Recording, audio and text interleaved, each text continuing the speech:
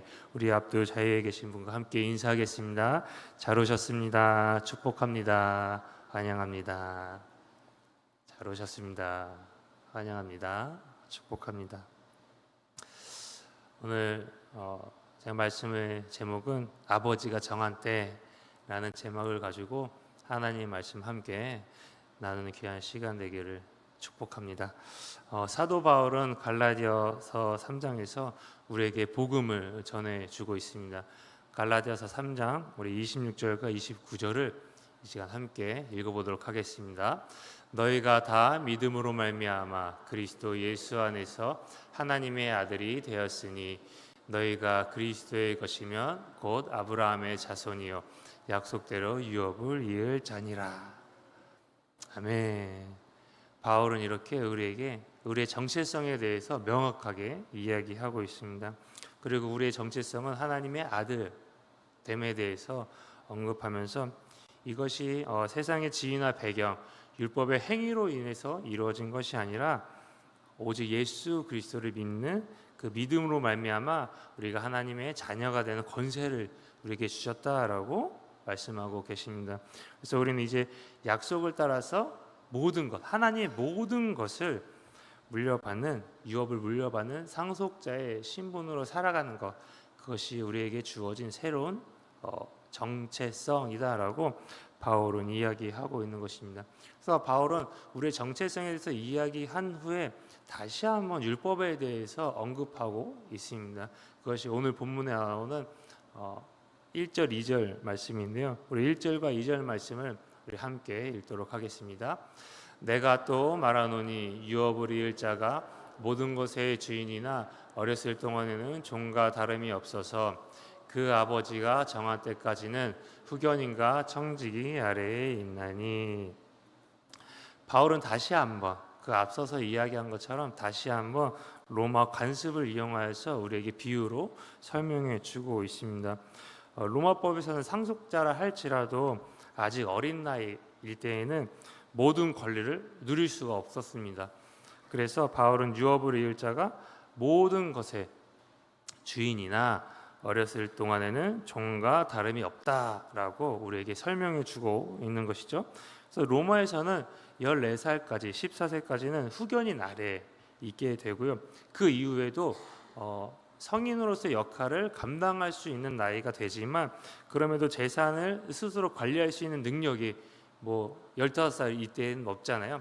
그렇기 때문에 그런 능력이 부족하기 때문에 25살까지는 청지기 아래에 있게 됩니다. 그래서 청지기 아래에서 이 주인의 아들은, 상속자는 자신에게 주어진 이 재산을 지킬 수 있도록 보호하는 장치가 있었다라는 것이죠. 그래서 청지기는 이 자녀가 재산을 잃지 않도록 보호해 줌과 동시에 그가 삶에 대해서 제한하고 또 교육하는 역할을 이 청지기가 감당했던 것입니다.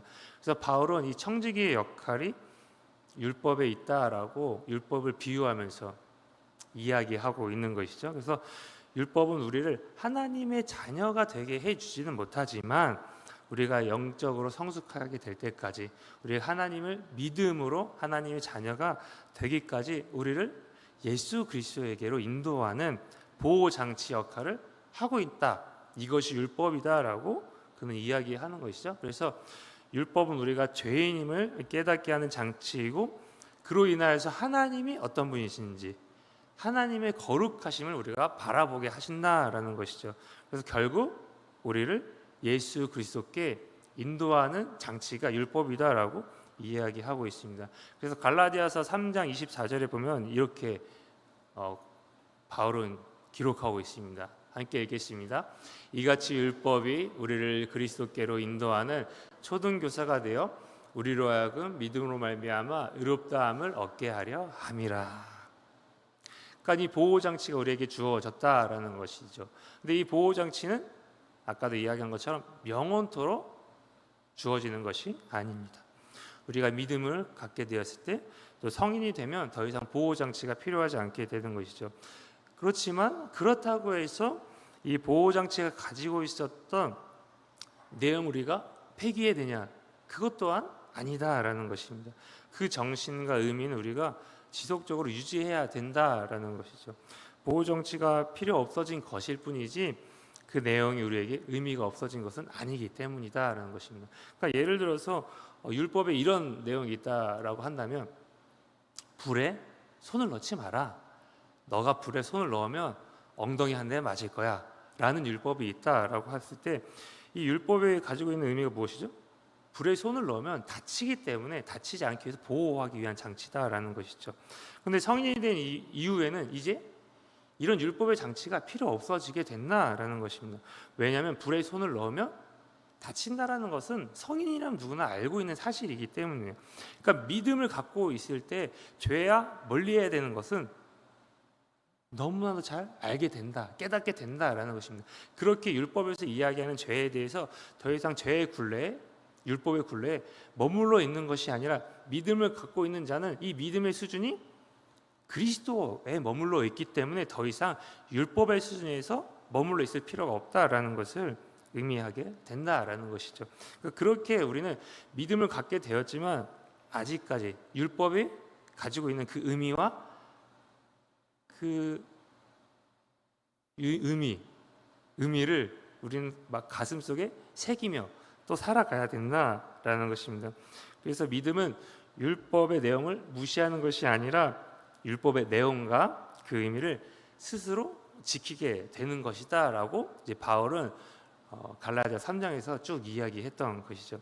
그리고 그것이 언제 이루어지냐? 바로 아버지가 정한 때에 이루어지는 것이다라고 오늘 본문에서 바울은 언급하고 있는 것입니다. 갈라디아서 4장 4절에서 이렇게 기록하고 있습니다. 때가 참에 하나님이 그 아들을 보내사 여자에게서 나게 하시고 율법 아래 나게 하신 것은 이라고 이야기하는데요. 때가 참에라고 기록하고 있습니다. 그러니까 오래전부터 계획하신 하나님의 때가 도래했다라는 것을 의미하고 있는 것이죠. 그러니까 인류 역사와 구속사의 모든 사건들은 이 시점을 향해서 달려왔고 마침내 하나님께서 아들을 우리에게 보내주사 우리로 하여금 율법 아래에서 해방시켜 주셨다. 그때가 찼다. 하나님께서 예수 그리스도를 이 땅 가운데 보내주신 그때를 의미하게 되는 것입니다. 그래서 어떤 사람들은 이 인류의 구원에 대한 하나님의 완벽한 타이밍이다라고 이야기하기도 합니다. 그래서 왜냐하면 당시에 로마가 가지고 있었던 로마의 평화라든지 그들의 그것을 위해서 가지고 있었던 도로망들이 있었잖아요. 그리고 헬라어라는 공통어가 있었습니다. 그래서 이것들이 하나님의 복음을 들고 세상 끝까지 나아가는 데 있어서 너무나 좋은 환경이었다라는 것이죠. 그래서 하나님이 이때까지 기다렸다가 예수 그리스도를 보내고 이 너무 좋은 환경 가운데 하나님의 복음이 전파되게 하셨다라고 어떤 사람들은 이야기하기도 합니다. 그러나 저는 이 또한 사람의 생각과 판단일 뿐이다라는 것이죠. 그러니까 하나님에 대한 우리의 상식과 이해로는 상상할 수 없는 하나님의 주권적인 그때가 있다라는 것입니다. 그래서 이때는 사람의 판단이나 준비 상태로 이루어지는 것이 아니다라는 것이죠. 물론 앞에서 이야기하는 것도 일리가 있고 좋은 말씀이지만 어쨌든 간에 이때라는 것은 하나님의 때라는 것은 모든 것이 하나님의 주권 아래 있고 하나님의 뜻 아래 있게 되는 것입니다. 그래서 로마 사회에서는 보통 청지기 아래 25살까지 우리가 머문다라고 이야기했는데 25살이 되면은 이 성인이 되어서 모든 재산을 행사하고 물려받을 수 있게 됩니다. 그러나 이것조차도 절대적인 규칙은 아니었다라는 것입니다. 그러니까 25살이 되기 전에도 이 아들이 청지기에서부터 벗어나서 아버지의 재산을 온전히 소유하고 그것을 행사할 수가 있었는데 그 행사할 수 있는 그 권리를 갖게 되는 그때가 어떤 때냐면 바로 아버지가 아들의 성숙함을 인정할 때라는 것입니다. 그러니까 그 시기에 대해서 전적으로 아버지가 결정할 수 있었다라는 것입니다. 그러니까 마찬가지로 우리의 믿음의 순간 하나님 향해서 우리가 마음을 열리고 또 복음을 받아들이는 그 순간도 전적으로 아버지의 주권에 아버지의 판단 아래 있는 것이다라고 우린 이해할 수 있다라는 것입니다. 그렇게 2절에서도 이렇게 말씀하고 있는 것입니다. 함께 읽겠습니다. 그 아버지가 정한 때까지 후견인과 청지기 아래에 있나니. 그러니까 후견인과 청지기 아래에 있는 그 시기가 언제냐면 아버지가 정한 때다라고 말씀하고 있습니다. 사실 이 아버지가 정한 때라는 것은 때가 참여와 마찬가지로 예수님께서 이 땅 가운데 오신 그 초림의 때를 말씀하고 계시는 것이지만, 우리가 이 말씀을 조금 더 확장해서 살펴볼 때 우리가 믿음으로 아버지 앞에 나아가는 그때가 될 수도 있겠다라고 우리는 이해할 수 있다라는 것이죠. 이것은 종말이라는 것은 예수님께서 재림하여서 우리가 심판을 받고 종말이 이루어지는 것이 앞으로 훗날 일어날 일이잖아요. 그렇지만 그 종말은 우리 개개인한테도 주어지는 때가 있다라는 것입니다. 그것이 언제죠?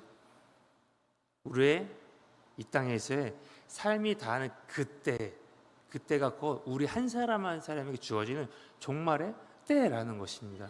그것과 마찬가지로 우리가 하나님 앞에 나아가는 때 또한 있다라는 것이죠. 우리의 믿음이 주어지는 그때가, 각자 가지고 있는 그때가 하나님께서 주어지는 그때, 하나님께서 허락하신 그때의 모든 것들이 이루어진다라는 것이죠.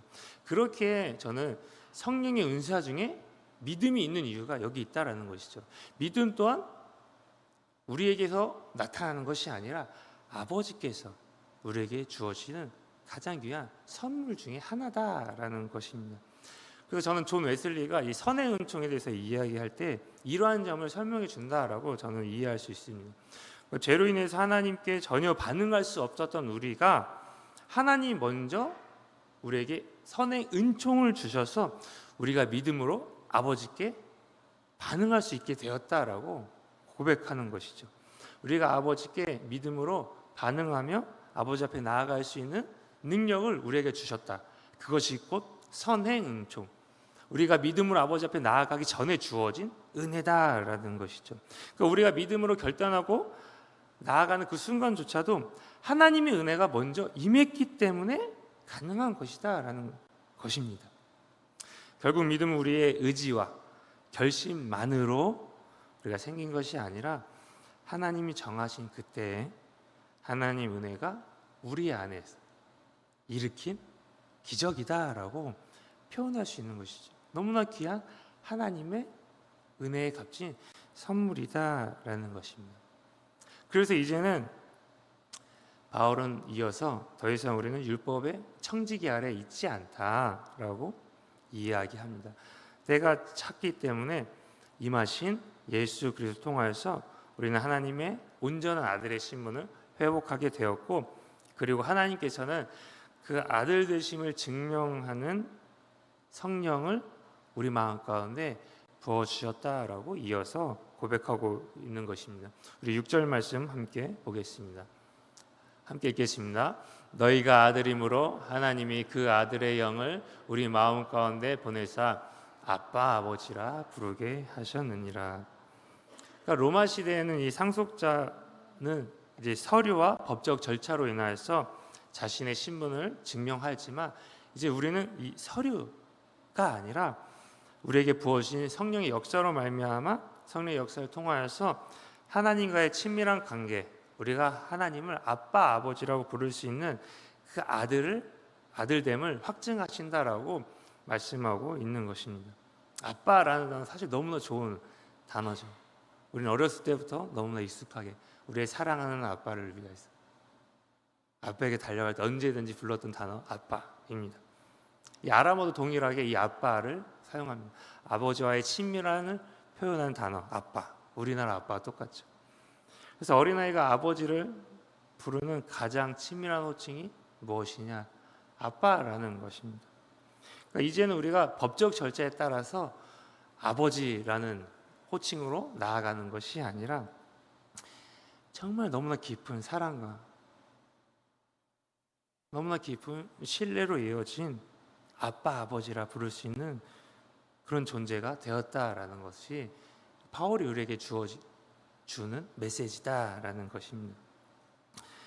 그렇게 우리는 아버지 가운데 나아가고 그 아버지 안에서 너무나 깊이 있는 어린아이와 아빠와 같은 친밀한 관계를 누리며 살아갈 수 있게 되었던 것이죠.